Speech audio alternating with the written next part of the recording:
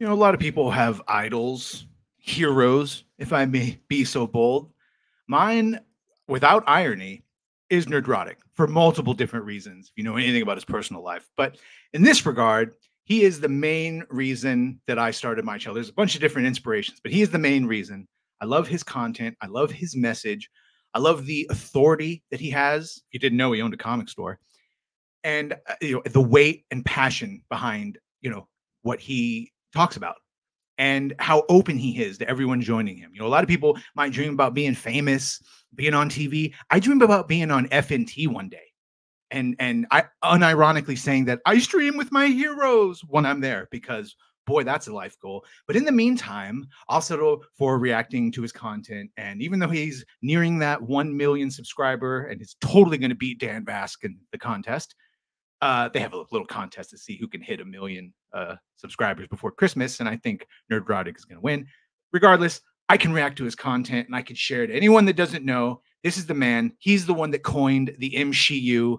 He is the godfather of this fellowship that we call this beautiful, don't say community, that's communist shit, but this beautiful group of people, of like-minded people that thought they were going insane until they found other members of the fellowship, or by extension, members of the 199. So here is Gary with his newest video, Woke Hollywood is Broke, and more cringe is on the way. And holy shit, if you think it's over, no. We got at least another year or two of some of the most horrible. It's going to get way worse now, right? It's going to get way worse. Let's see what Gary has to say. Nerdrotic.com. Woke Hollywood is about to complete its worst year, and the question is, over $1 billion lost just from Disney alone on their movies. What have they learned?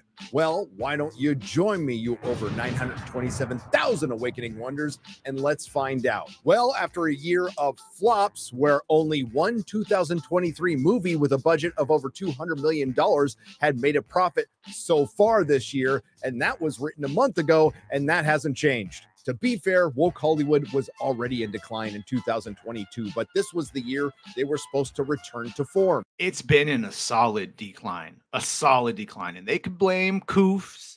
They can blame the white people and men and all that, but no, it's on a steady downward trajectory.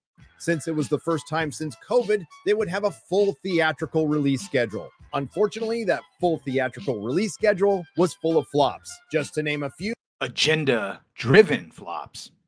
Ant-Man flopped. Renfield flopped. The Creator flopped. Hypnotic flopped. By the way, I've heard that Creator is all right. It's not offensive. Where was the marketing? Little Mermaid underperformed. Flopped. Elemental underperformed.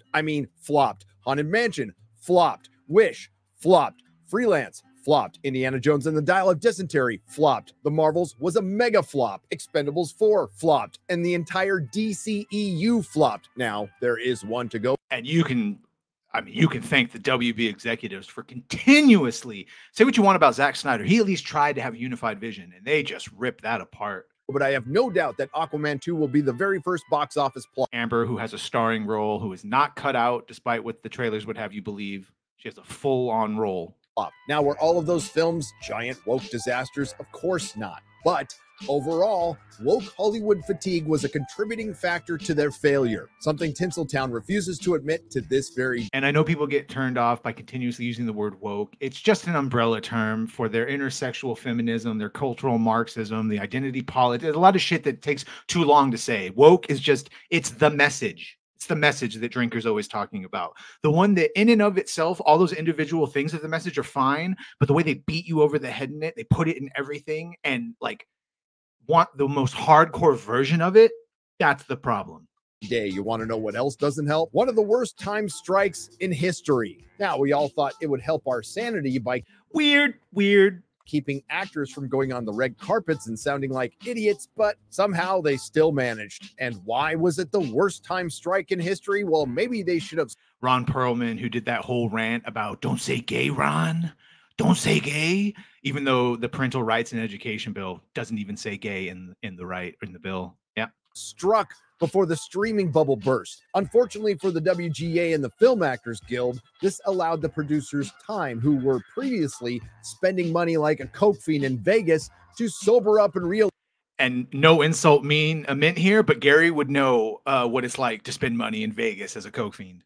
Sounds like it was really fun. Realize that they're in a lot of trouble. How much trouble? Well, let's just talk about 3 of the bigger studios. Things are so bad, the studio that owns DC Comics and has the distribution rights to things like Harry Potter, Lord of the Rings, and Game of Thrones, Warner Brothers, might be flirting with bankruptcy. And Sherry Redstone, who has the controlling stake in a studio that released Top Gun Maverick just a couple of years ago, and I just noticed on the wall behind her, it said Black and Jewish Conversations. That must have been an interesting panel. Owns the Sheridan-verse, might be bought out. Also, the investors could flip the assets, which may include Star Trek. Then, of course, there's Disney. And what can I say that I haven't said already? Well, I won't have to say anything because Elon's back. And just a reminder, because I'm not sure if he hits it here, Disney's being sued by over 9,000 women for pay disparity, and they're also caught in the middle of a scandal for their Reedy Creek property, which is basically all the land around Disney World that they owned. And then when they challenged Ron DeSantis with his parental rights in the Education Act, they got that land revoked. And then in the process of, the state taking it back over, they learned that all the board members that were in charge of that property, or that were like liaisoning with Disney, they were all being bribed by Disney. Isn't that nice? Unfortunately, Disney is deeply infected with the woke mind virus. In fact, if you ask an AI, what is the most woke company on earth, it's Disney. And that doesn't even cover the half of it. Disney is almost going to lose $1 billion on their flops alone, and according to CNBC, over $1 billion, and those are conservative estimates. The only streamer technically to turn a profit is Netflix. So this is indeed the year well after Hollywood got woke, where they finally went broke. So I ask you again, dear viewer, has Hollywood learned its lesson? Pick the franchise move, pick something that has gone woke and not gone broke yet. And has it seen the error of their ways? Legit, put in the comments if there's something that has gone fully woke and is not broke or well on its way.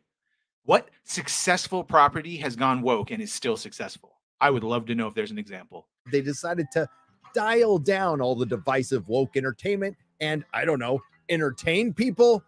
No. Now we know most of the theatrical releases have... And they don't want to entertain you, by the way. You know that. Gary knows that. They would just want to push the message. Their message. Been delayed till 2025, and it's not looking good for the theaters, but I could be wrong. There are a couple of movies coming down the pike that could get the ticket buyers running back, like Civil War. Civil War. Oh, man. You better believe I'm excited. That's right, Tim. Civil War. They who blame Gary and Jeremy and Ryan and say that they're hate mongers and, oh, you're divisive, you're just playing off all the all the like angry discourse, you're just making it worse. No. This shit is about to make it worse. This is everything they accuse us of being. 19 states have seceded. The United States Army ramps up activity. Citizens of America, the so-called Western forces of Texas and California. What? Yeah, I don't, even if it's purported that the president in this one is going to disavow the Constitution, I still don't see California and them team. Texas would just become its own country, its own republic. It would just be like, no, we're just the Republic of Texas again. A perfect film for what will be. By the way, did you notice the sniper here? That's, oh, it's not divisive. Okay. There you go. Color fingernails. Colored hair. Who do you think you think this is representing Antifa? What group do you think he's fighting for? Sorry. I think that's also going to be a big part of it. I don't want to gender them. Perfect film for what will be a contentious election year in a divided America. It's obviously a fantasy because Texas isn't allying itself with California for anything. Now, this film comes from Alex. For anything. It's the one thing across the board that everyone went, Texas and California? Alex Garland, who's written some films that people like, but is it going to be the 28 Days Later Alex Garland or the Men Alex Garland? I don't know. Civil War could be compelling if they took a balanced yet scathing approach towards the division in America, but I think the reality is it's going to be told through the lens of Trump derangement syndrome, because that's new, but at least it gave birth to a pretty good meme. Well, you're American, okay? Okay. What kind of American are you?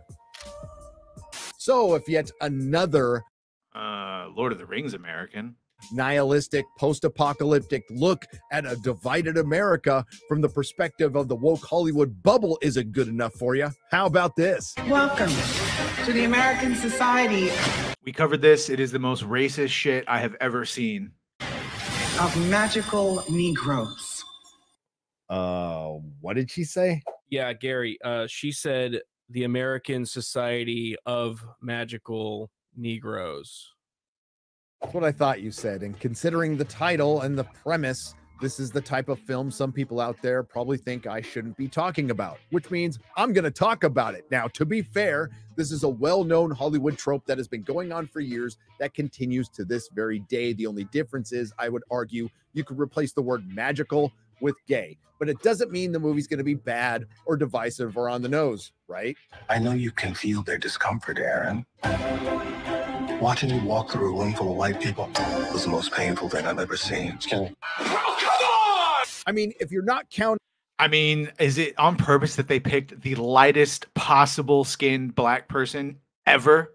The trailer for the trailer. Also, I would add that the main problem with this fucking movie is that if this movie was set in like 1823 or even 1923, when there was a very real possibility where bad things would happen to black people around white people when they were uncomfortable, 100% it would be way more narratively appealing. But the fact you're setting this in 2023, it's racist, divisive shit. I think we all know right now it would be the reverse, as we just saw in our summer of BLM riots. Go to the south side of Chicago and then tell me white people being uncomfortable is the worst fucking thing there. That is 11 seconds into the real trailer. All right. Maybe that's the only joke. Let's continue. I don't want to take you to a job interview. Welcome to the American Society of Magical Negroes. Sounds like they're really daring people to say magical Negroes. I don't really understand. It's easier to Magical say. Negroes. I'll say it. What's the most dangerous animal on the planet? The shark. White people, when they feel uncomfortable. Could you imagine if he said any other skin color? Could you fucking imagine it? Gotta be fucking kidding.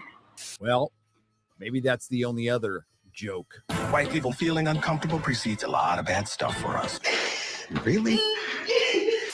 That's why we fight staring white him down. discomfort every day. When I hear that, I can't help but think about Jar Jar Abrams' organization Bad Reboot saying enough white comfort while our country was burning down during the Summer of Love. Anyway, does that say white tears? Why doesn't it say comfort? Oh, well, I know why, because... Because the happier they are, the safer. But remember, they think racism only goes one way and that you can't be racist to white people. They actually believe that. We are. Oh, so it is going to be that bad, on the nose, and divisive. I haven't seen race baiting shit like this since that Watchmen TV show that was so popular it was canceled after one season. Then the trailer devolves into some sort of rom. No, Gary. They chose to end it after one season. Com where the Magical Negroes and incredibly non-threatening, bordering on effeminate protagonist falls for his client's girlfriend. The name needs a little updating, maybe like magical black people, or I guess that doesn't have the same ring. After that, the trailer decides to dial back the abject racism and just devolve into your average garden variety Hollywood cringe, except for this. I've always felt like it's my job to make white people feel. And I think we'll leave it there and maybe note the irony that even though apparently white people are the most dangerous animal, he's going to fall in love with one. Oh boy. Please go watch Gary's full video. They're always a treasure when they come out.